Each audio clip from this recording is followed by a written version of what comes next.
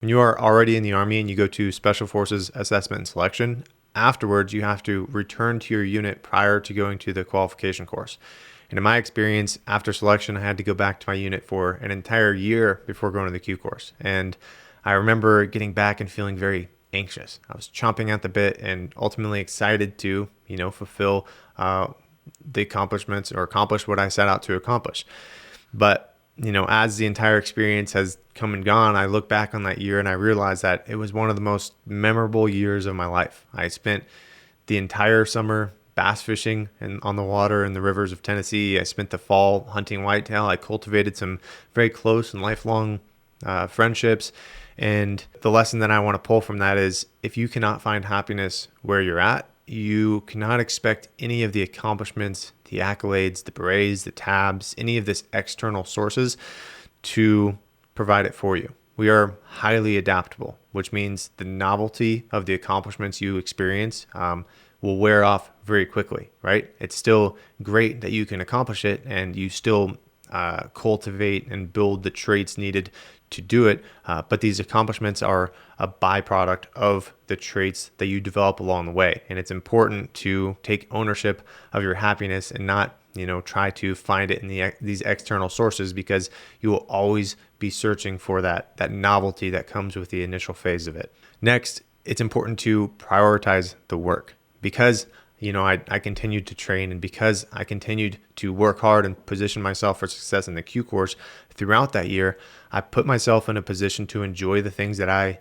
genuinely enjoy doing: fishing, hunting, spending time with friends, playing video games, even free of the guilt of the unfulfilled promises looming over my head. So how many times have you set out to accomplish a certain task or work out a certain number of times throughout the week, whatever it may be, and you didn't adhere to it, right? I've done it. We've all done it. And then you go into the weekend with the guilt of that looming over your head, which detracts from your ability to be present and authentically enjoy the things you love doing, which ultimately recharge your battery. Curiosity is the root of ambition. And I think it's extremely important to stay grounded and connected to the things that we love doing, because those passions are what incited the curiosity and the ideas for this ambition and the things that we want to accomplish. And one of the things I think the self-development space gets wrong is they say, video games are the devil. Netflix is bad, you can't do this or that, and they kind of restrict you to everything but working, right? When in actuality, none of the things that you have passions for matter unless it's, detrimental to your health, the health of those around you, or the freedoms that others have.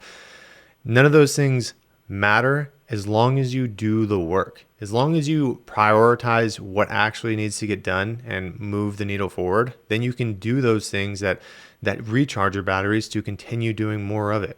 So I don't think video games are the problem, right? The problem lies in individuals not prioritizing the work and then using things like video games, using things like binging TV shows as a way to escape the guilt that they created for themselves by not fulfilling the promises they set them for themselves. So what I'm encouraging you to do is prioritize the work, accomplish and fulfill the promises that you set for yourself, and then don't feel guilty about doing the things that you love doing, whether it is playing video games, whether it is going on hikes, getting outdoors and experiencing, everything that is great about what we have, and spending time with friends and doing the stuff that it's important to do. And you shouldn't be so obsessed with the end state that you can't find happiness in where you're at, because I promise you, if you outsource your happiness to an external source that can be stripped away, then you will always be positioned for failure, and you will always be in this mindset of searching for the next piece of novelty that is associated with an external source, such as an accomplishment. So I just wanted to come on here and say that. I hope you guys finish the week strong, and I'll talk to you soon.